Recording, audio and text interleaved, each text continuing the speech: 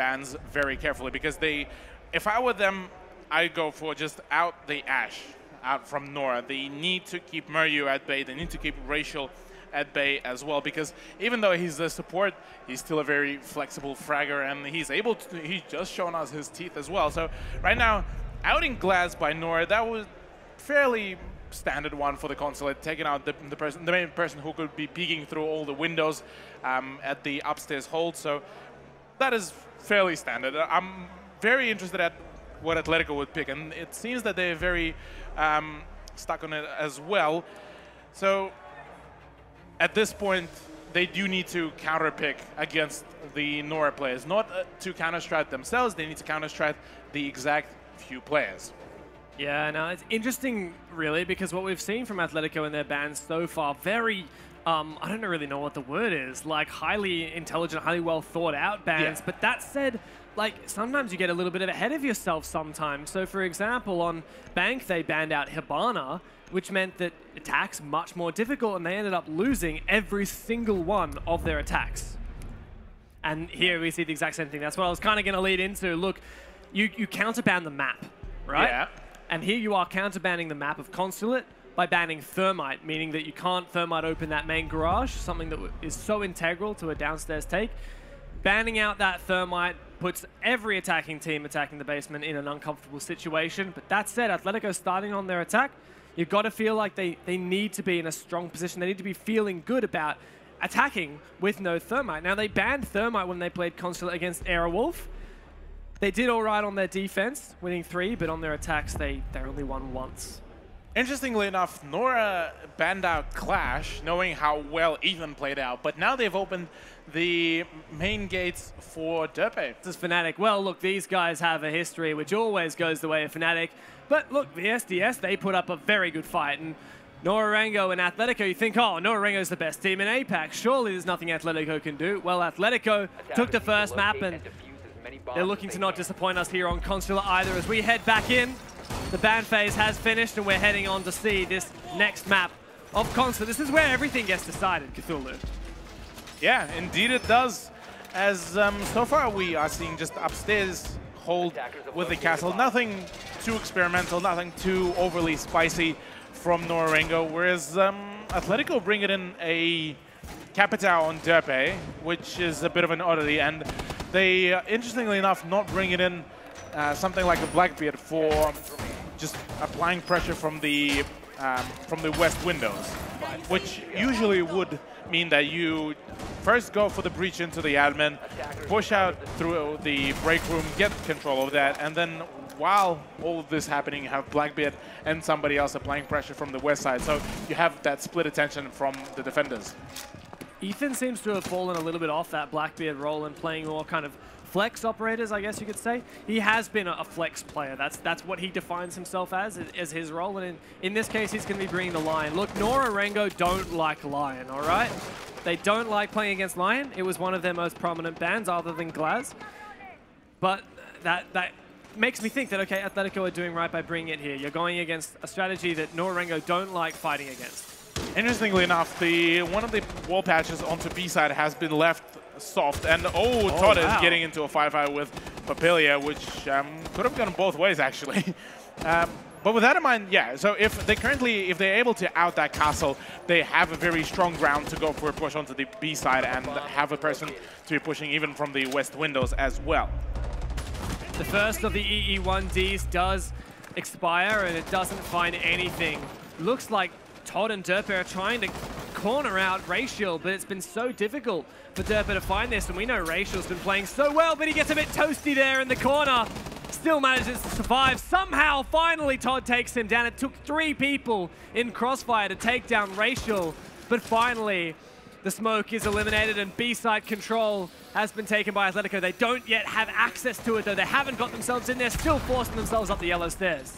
Really don't like that whole setup that currently Todd and Derpe have on exit stairs. Because Walker with a double kill onto Silex, and Ethan will be taking him out. Another run out. He will be trying to get the kill, but Todd will be on his nearly last breath, taking out Walker, and just like that, it's back to 3-3.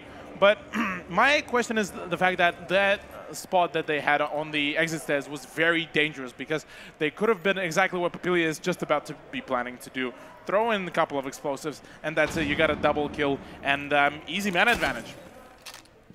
Nora-Rengo are very on the cusp of that man advantage right now, and look at how the aggression coming out from the Meryu looking to get very aggressive inside of the B side. Athletico took the ground, they cleared out B side. Now Nora-Rengo is saying, look, if they think they've got it, then let's show them that they have it. Impact grenades are going to come out, and Todd, he's a breath away from dying at the moment. The reset did help him a little bit. If he hadn't been reset, he'd be dead by now.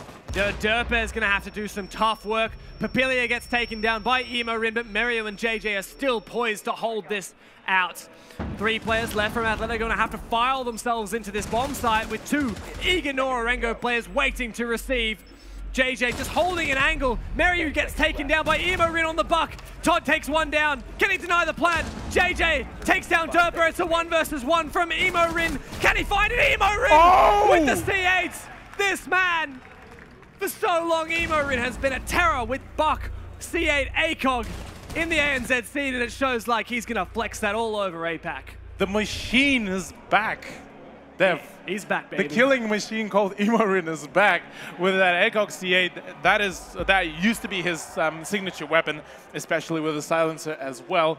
So right now, this was a very good yet very close round for Athletico, and I feel that this is just kind of the calling card right now for Athletico. They kind of might get cocky sometimes. They do get a couple frags and then they get overly confident or try to bunch up. Like this was 2 times they bunched up, and once they nearly paid the price. At the end, they nearly lost it as well with that double C4. It was some good plays from Nora-Rengo to just be a thorn in Atletico's side. That run out that got 2 kills eventually was refragged. The setup from Nora-Rengo and the just constant pestering that they were doing to the Athletico lineup. So very impressive that Emo-Rin himself did manage to finally secure that round. Indeed. With that in mind, though, Athletico might be feeling much more confident in that regard since they got the first round. They got everything going for themselves. So now Nora-Rengo will be attempting to hold the same site once again, but this time they might be going for a little bit different setup for themselves. This time, so far, only one side of the admin has been reinforced, so Nora-Rengo might be actually putting some extra utility to ensure that Athletico won't be gaining that easy entrance to the side. Yeah, it looks like, for the most part, kind of similar setup from Nora-Rengo.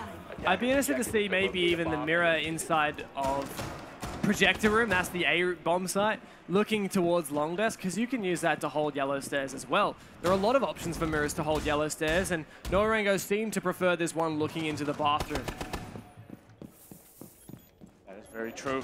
And with that in mind, though, Derpe will be poising to potentially go for the downstairs push, and Athletico bringing in Blackbeard, like I mentioned before, on Ethan, which could be a very potent tool right now for them, for the Aussies as well, because that would allow them to get a bit more time for them to open up another front if they are so inclined to do. But JJ is going to make the job of Blackbeard a little bit more difficult by potentially putting down a mirror facing directly onto those windows. Blackbeard, typically, you're meant to win your 1v1 gunfights, but when you're facing against the mirror, it's much more difficult to do that. It is indeed, and right now, actually, I do believe Emo nearly catched one of the defenders in the face of Racial, who was at that small spot. He will be forcing them to push out very soon as well, as right now the castle barricade will be going down, all thanks to Zephia's impact grenades. A lot of ADS is being wasted as well by some stun grenades. Dirtbear just clarifying that Magpie device is completely disabled now. Ethan with this DMR on Blackbeard on those windows, a power position for a Blackbeard player. But speaking of power, 2 players downstairs, 2 FBI agents ready to wreak some havoc. Papilia and Walker together. Papilia is ready to receive if Walker just baits out a push. And Papilia pushes down. Managed to deal some damage, but there's no killing blow just yet. Is it Derpe who jumps down? Derpe gets his head taken clean off by Papilia. And the 2 FBI agents roaming downstairs are doing all the work. Interestingly enough, Ethan will be swapping over from his west window position and attempt to help to clear out the downstairs presence from Nora-Rengo, which could prove to be quite a challenge with the fact that it's only 50 seconds left and Athletico running out of time, slowly but steadily. 45 seconds and your Blackbeard isn't even over at the main windows. He does finally take one down, but there's no secure on that kill.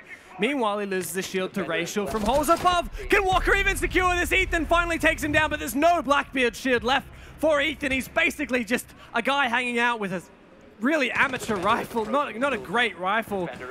It's looking like Nora-Rengo are poised to take this round. Still 4 players left for Athletico, but is there anything that they can do but repel into the bomb site, into the waiting arms of Nora-Rengo? Imorin, meanwhile, is slowly creeping up. He will be taking the life of JJ now, making it 4v2. Mario picks up a kill. Mario gets a double kill, but Imorin trades him out 5 seconds. Something needs to happen. Racial will be taking him out. 2 seconds, the plant did go down as he now starts to go for harassing on Silex. As Silex is just completely, hopefully he cannot do anything. He will be down by that evil eye. And Racial manages to clutch it out with this gadget and managing to secure the kill. The BM kill with the evil eye as well. What are you doing, Racial? Come on, man. Racial has absolutely been enjoying himself today. An absolute MVP. Honestly, my MVP for Nora-Rengo is got to be Racial, and I feel like that's the first time we're saying that. Athletico have been doing so well, and Imorin, the man to step up and just frag out when the time comes, and Racial's still clutching up against that. Incredibly good. Indeed, and right now, I would feel bad right now for Athletico, to be honest, because after that confusing defeat right now for Silex, because he looked, unfortunately for him, quite confused about what was happening, where the damage was coming from, and I don't think he was able to counter like that quickly, the evil eye. And all things considered, that was still a very well played push. It was. I mean, I got to give Athletico credit. They were at a very significant disadvantage. They rotated to clear some downstairs players because they needed to take out the pulse, otherwise they're going to get C4'd. And then there's only 20 seconds left. They rotate back upstairs. They have to just go bananas into the bomb site, but Imorin runs in and gets all the kills to clean up. Racial single-handedly won that round for Nora-Rengo even, despite some good efforts from Athletico. But now, we're going to have to head elsewhere as a successful defense has been achieved of Nora-Rengo on the top floor. Yeah, with red achieved for their second round on defense, Athletico needs to now continue pushing. Imorin already on 6 kills. That's crazy. Whereas Silex and Derpe is still about to get the kills, whereas Nora-Rengo, everyone's on board, everyone's fairly stable. And right now, all that tells me is the fact that Nora just came in much more prepared, and Athletico currently depending very heavily on just their fragging potential, which they do, but if they don't back it up with the strats, that is going to be a very swift loss. Now, the elephant in the room for this garage defense for Nora-Rengo, the thing we're not talking about is the Caveira pick from Meryu. I gotta say, we see Caveira on Bank, we see Caveira on Villa, we see Caveira on Clubhouse. Not every day you get to see Caveira here on Consulate. Yeah, with Caveira on the Consulate, she could be honestly a double-edged sword, because if she fails as a roamer to at least score a singular kill, then it's a waste of utility, a waste of space for the operator space. On the other hand, if she would be backed up by JJ's Echo, then she could be a force to be reckoned with. Yeah, I'd be interested to see what loadout Mario is riding on it. I'd be interested to see if he's got the shotgun. No, in fact, he's just got the M12. And he's playing inside of... Okay, this is really strange. So, playing inside of Garage as a close quarters operator, really normal stuff. But typically, you see something like an Ella shotgun. The Ella shotgun playing in here, even just Ella with the Scorpion, someone who's got a really good close range weapon, but not typically Cav. You see, Cav, though, has her signature pistol, which is a very potent weapon, even up close. And that hip fire on that pistol is also quite amazing. And I guess if you want to add to that, any Athletico player who wants to push Mario, it's not like, okay, we could just push one person in, and if he dies, then he dies. If he gets the kill, then he gets the kill. Because if you push one person in and he loses, then you have to deal with an interrogation, and that's not a situation you want to be in. Wow, but Mario sustains a lot of damage and decides to retreat back to the objective. Indeed. Now, with Murray rotating over back to the side, Nora-Rengo fully defaulted over. They will need to just keep on hunkering down if they want to achieve the win on this round as well. Whereas for Athletico, they just need to continue pushing. They have Imorin, who has the perfect tool to take out the mute jammers. And they would need to very swiftly take out that Echo as well, because if he is still living and he's able to gain all that information, this would be the downfall for the offense. And we've seen today so many rounds come down to the wire and be one off of time or near enough that Echo is going to be all the more potent than it would be typically. Imorin, though, he's really been turning up playing Buck and opening up this floor, making a mint of this anti-chamber is really going to allow him opportunities to punish Nora-Rengo. Yeah, they have a massive variety of opportunities, but Walker playing that close right now, clearly taking, leaving his body and oh, what a shot from Todd! My goodness, Todd really stepped up there and made good on all the intel coming out from Silex, and now with only 18 seconds remaining, Papilia finds one, but it's a rough ride for Athletico to drop into the bomb site. Can Imorin keep doing what he's been doing so well? Finds one, flicks around, doesn't manage to find the second though. Ratio with 2 C4 kills, all up to Todd. He found a great flick earlier, but can he plant this? All of Nora-Rengo are closing in. No, it's not going to happen for Todd today, and Nora-Rengo picked themselves up another defense. Yeah, unfortunately for Athletico, they won't be able to secure any kind of closure on this round, as Nora just keep on continuing to dominate, and slowly but surely, Athletico are losing the chance to shine. It's slipping away for Athletico at the moment, but they're still in this, and they had a good first round. 2 losses in a row, you have to not let that get to you. Of course, these guys can call a tactical pause if they really wish to have a chat to Chief and see what's going on and think about how they can reevaluate the situation. But at the moment, Athletico just having a chat, knuckle down, and win this next attack. Yeah, right now for Athletico, they do need that reset. They managed to work it out fairly well before. Right now, this is the prime time, as they already lost 2 rounds to Nora-Rengo, and they do need to get back up, because if they let the Japanese team to gain that point advantage, this will be a very hard road for them to catch up on. And at this point, they just need to be more thorough. They can't allow, first of all, they can't allow Nora to push them to the last seconds, because if they're pushing with only 30 seconds left, you can pretty much call it the round and tell Nora-Rengo that they won the round. But if Athletico has at least a minute on their hands and they're just about to commence the push, then they have time for some improvisation in case something goes wrong. Athletico have struggled recently attacking on Consulate. They didn't manage to steal away very many attack rounds when they played against Aerowolf. In fact, it was 3 defenses that they won. So when we do switch over to Athletico on defense, I think they're going to be on more comfortable territory, but you can't just get away with winning one side. Of course, you have to be proficient at both attacking and defending various bomb sites. So as Nora-Rengo return, actually, no, this isn't even the top floor bomb site. They're defending lobby, but in fact, it looks very much like their top floor defense. Yes, and well, with the top floor defense, it is essential to the lobby, because it would allow a great deal of vertical play to be ensured for the defenders, and right now this is all that they need to keep up. And for Athletico, they need to claim that upstairs hold, because from there they can easily go for those peaks. They can easily peek on any of the defenders, because most of the floor on upstairs is destructible, and you can get some solid amount of frags. Yeah, and Mario just playing at the moment on the top floor. Can he find any of the players using this pulse scanner? He's going to spot out a lot of people, but very cautiously aware of what angles he's exposed to. He managed to narrowly slip through the grasp of multiple Athletico players who were trying to find him. Now he's just going to be gaining intel as he likes. I believe he's been spotted out once again on the drone. It's really going to have to be a priority for Mario to stay alive as long as possible. But now the line charge freezes him in place. A perfect opportunity for Athletico to push in. Oh, but Mario finds that flick onto Todd. Mario, can he even find another one? No, defaulting back and finding himself further and further away, getting away with his life. Yeah, that was that was a very nice play from Mario. Him utilizing the element of surprise onto Athletico. I don't think Todd even realized that that was one of the roaming defenders. So that was just the perfect timing, perfectly played. As the run out from Walker will be securing another kill onto Derpy. Just the ballsy play from them. Nora is just at this point toying with Athletico, seeming as Athletico just slightly losing their composure from here and there.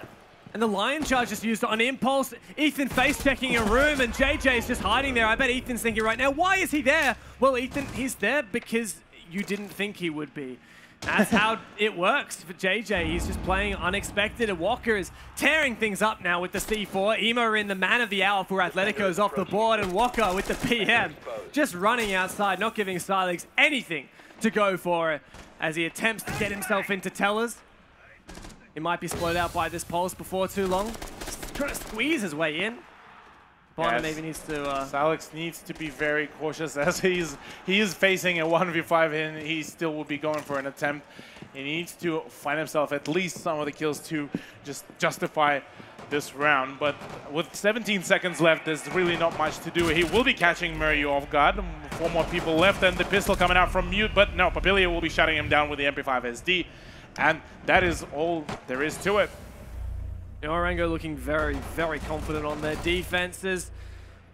They just really stole that round away. There was nothing Athletico had going from start to finish. They had a nice, like, okay, got to give them credit. They set up nicely for that execute onto the top floor, for that the start to their roam clear, but, you know, there was nothing else. Once they started filing in, Todd was the first man down, and from there, it was just a cascade, and nothing was working at all for Athletico.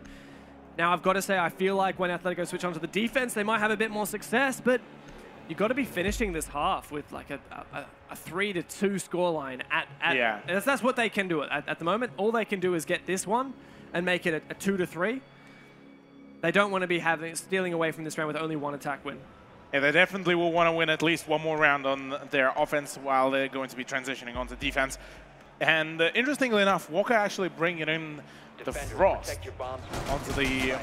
into the match. So this could potentially work out if Athletico aren't going to be careful. And looking at the actual scoreboard, Emo-Ring continuing to just reign for his team, 7 kills, whereas Todd is on 3, Derpy is still on a donut, and 2 players of Athletico still on a breadstick, which is not a good performance right now for Athletico.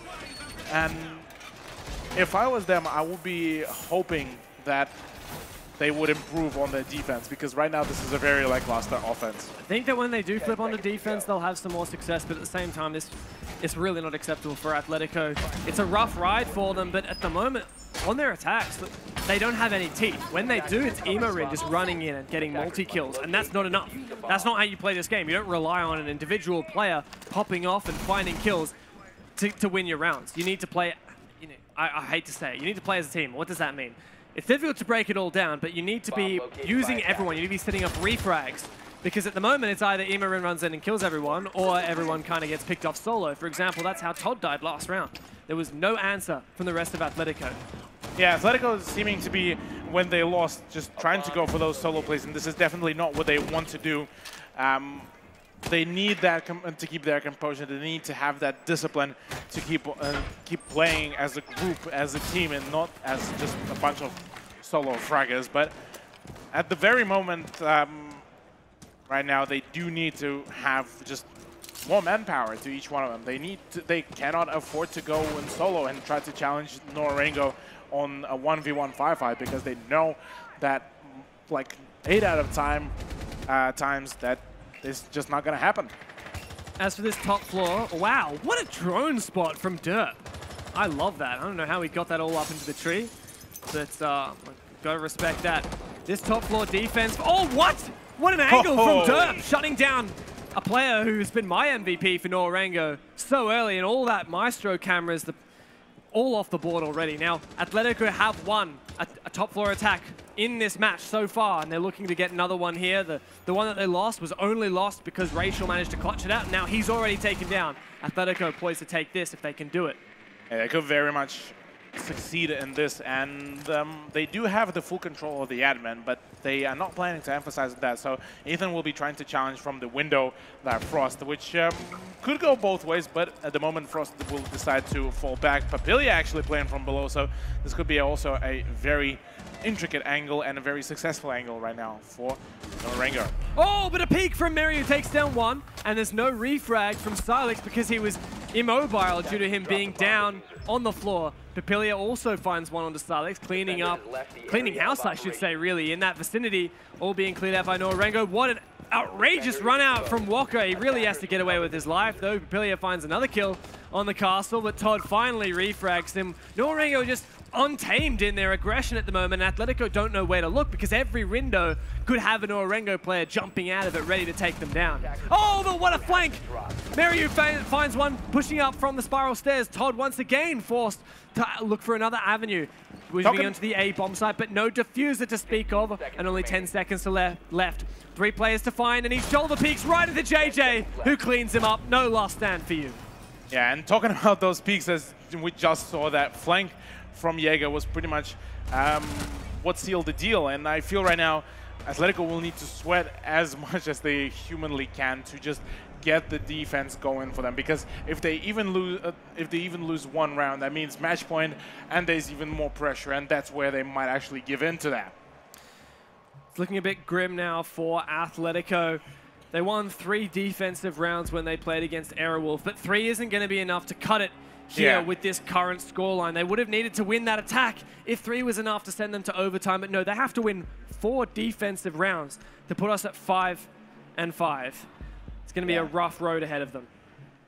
That will be indeed a very tough road to go for them, but if they manage to nail down, if they manage to get their communications going, then I feel that they might have a solid chance. But right now, looking at the whole setup, Nora-Rengo might actually have the advantage. They do seem to be flexing the ability to play Maverick so far. They have been bringing in that double breach, and that has been working out quite well for them as well, with Mavericks being just a very, all in all, a great loadout.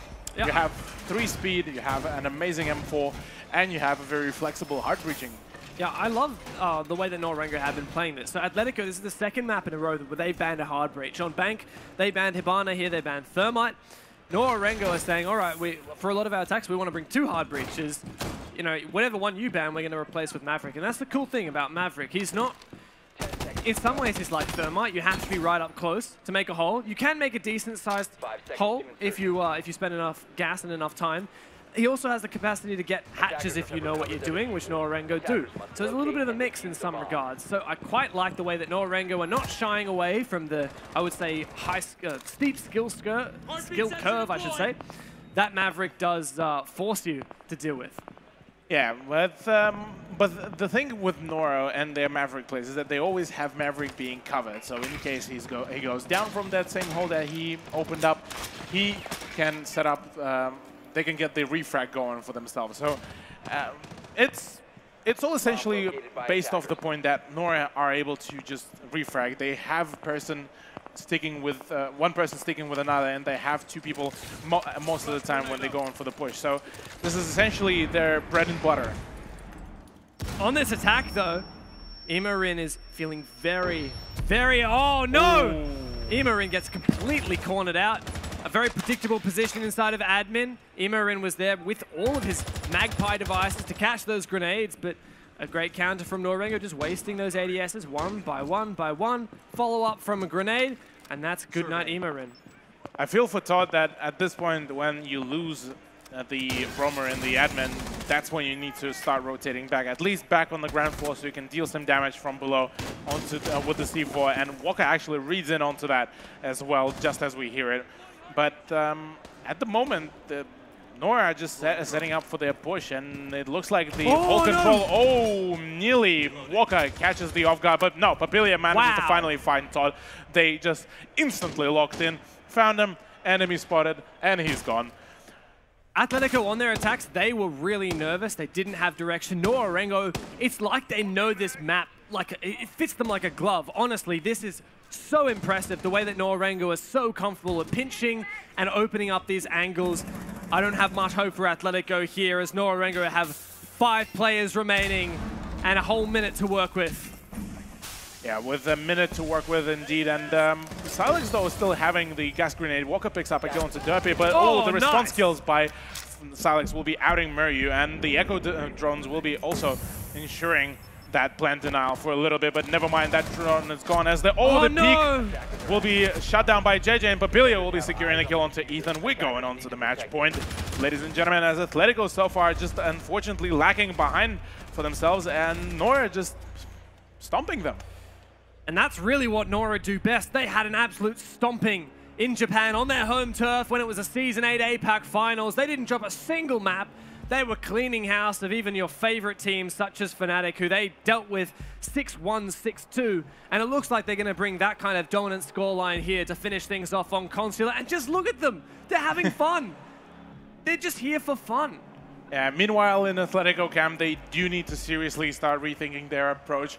They need to refresh themselves. They need to get get their mindset off that tilt, because at the moment it feels that it's slowly getting to them, and it is not helping them at all. They cannot play off rage. They cannot play off just being frustrated, and you can see it.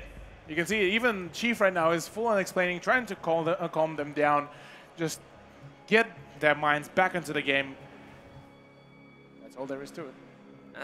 The way that they've got to use their tactical pause, Athletico, they're bringing out that tactical pause because that's what they need right now. They need some kind of reset, as you mentioned, and just having a chat to a party who's a bit removed, that coach role.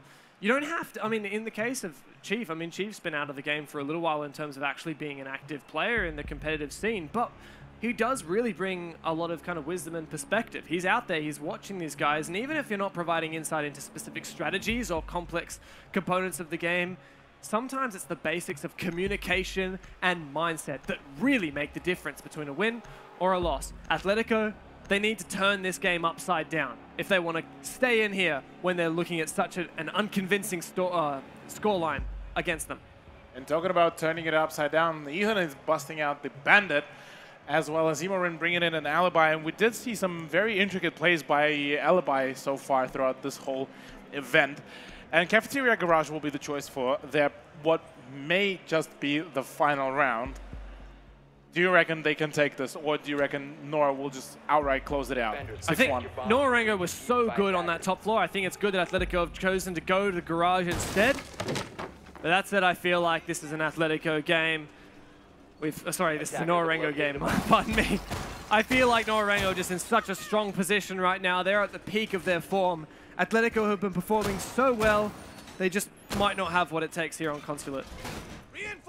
Unfortunately for them, they are lacking behind, but maybe there's just some internal issues, maybe there's just some communications issues.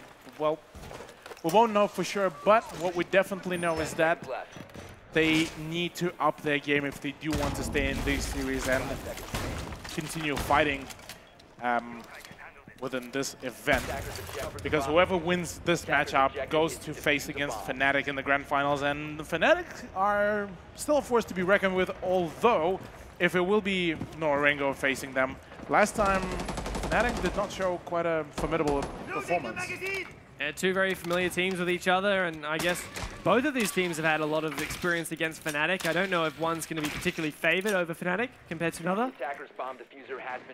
With that said, though, Muryu will be going up ahead to drone for his teammates, and for Athletico, it seems that there's a couple of people just roaming around the exit stairs, and the first line charge will be coming out. Let's see if any of the defenders will be caught off guard. One of the Athletico players actually manages to pull back. Derpy picks up a kill onto Walker, outing that Buck very early, as well as Papilia is actually going in full on in, and he tags up that smoke, but unable to secure that shot. Togs picks up a kill onto JJ. Now 4v3 situation as Nora-Rengo at a man disadvantage, but they still have the big guns and they have as much utility as they need. And Athletico just looking like they do seem to attempting to fight back. Imorin picks up a kill into Muryu as well. 4v2 situation as Todd tries to contest. He does manages to pick up a kill into Papilia. Rachel tries the knife. Come on, not just yet, man. And a lot of work to overcome for Rachel at the moment. At the moment, it was a very careless play from Nora-Rengo, at least to how it feels to me, because Rachel right now left in a 1v4. It's nearly impossible, I'd say, that he would be able to clutch it up. And with so many angles that he needs to cover, yeah. It's not likely to happen for the Hibana player, testing his left angles, and Silex is going to take him down. The smoke that really should have died a lot earlier on when Zafir was firing at him, but no, Silex is the one to take this. And, well, Athletico, they've certainly guaranteed themselves a second round in this match, but they're still staring down a further 3 match points they're going to have to fight through to get to overtime. Indeed they are, but it looks like we do see some of the smiles from the Athletico players. They could have potentially got back from that tilt, but they still have a fair bit of road ahead of them. They need to keep their game up if they want to stay in that as well. And right now for Nora, we're still seeing that kind of hype riding off them. They are very much able and ready to roll with it. Yeah, so a good call from Athletico to head to the basement and garage so, for that defense. Mix things up a little bit, it worked out for them, but now they don't have the option to keep there. You have to go upstairs, or in this case, to the lobby. I guess they could try the new bomb site, but not so many teams in the ANZ region have really been experimenting too much with that as of yet. Lobby it's going to be. I'll be interested to see how Athletico defend this, because honestly, their top floor bomb site, it was really not great. Nora-Rengo was so confident, took ground so easily, and pinched Athletico so well, following on from their entry into the building. And this bomb site really does hold very similarly to that top floor bomb site. So if Athletico are not doing so good up top, they might also struggle here on lobby. I would actually have to agree with you, but I do feel that Athletico might actually be rolling in with this on a bit of a different note. Imorin has been performing quite amazingly on the alibi, so I feel that you could sometimes say that the one-man difference is not that much, but in this case, I do believe that for Athletico, a different operator for Imorin will be making quite of a difference.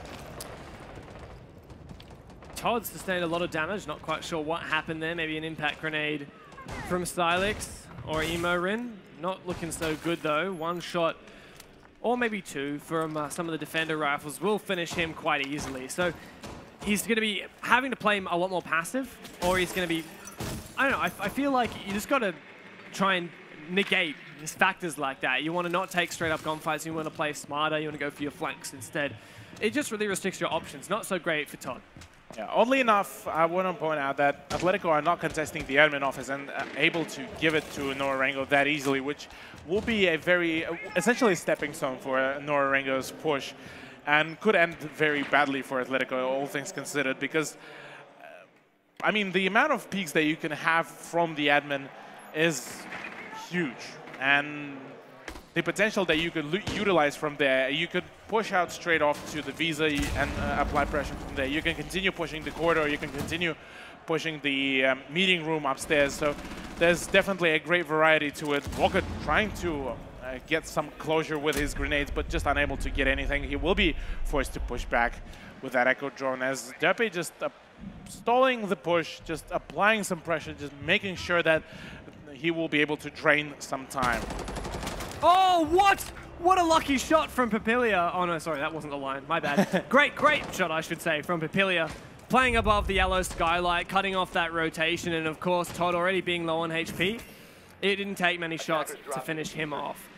And meanwhile, Derpe will be rotating over his Echo drones to see if he can get some more information for his team, as currently they're down to one man. Still a minute, though, left, so Athletico might be able to play time with all of their utility left. That's a good point. A lot of strong plans now for Athletico, but on the flip side, Nora-Rengo have this line. Silex goes down, and Imorin also finding one. Looking good so far. Imorin's going ham at the moment with the Storm. 2 players left from Nora-Rengo. Racial also taken down now. Oh, he finally finds that kill, in fact. There you go, Nora-Rengo closing that out. That's the game. Fantastic. Fantastic plays from both of the teams, and what an amazing showcase by Nora. all things considered. Incredibly impressive from Nora-Rengo. APAC champions, and now taking down Athletico. It took them 3 maps, but they did get the job done. Feels like a bit of an anticlimax there in the end, as Nora-Rengo quite easily stroll over the line on Consulate, but there is still one more challenge ahead for them, and that is, of course, Fnatic. We've seen that match time and time again. But let's talk a little bit about Nora-Rengo and Athletico there. Things started off okay for Athletico, but there was always the sense that Nora-Rengo, they were making that first map close, that second map so confident for them. And to me, it always felt like going into that third map, Nora-Rengo were the ones that had the advantage. I've got to say, overall, I feel like the map pool overall is just favored by Nora-Rengo. They're so well-rounded across their map pool, and that's going to lead to situations where the third map definitely going to be advantageous towards themselves.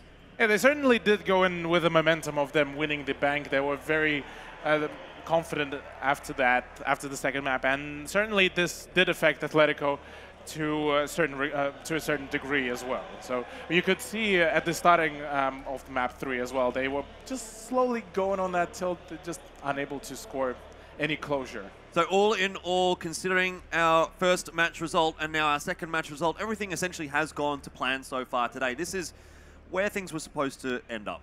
That said, the route that we took to get here may be a little bit more surprising. Yes, Fnatic and Nora-Rengo are the 2 teams going to the grand final, as many people would have expected, but I don't think anyone would have expected that both of those teams would have dropped a map to their respective opponents. Definitely a bit of a bumpy day, hasn't it? It has been a bit of a bumpy day, hasn't it?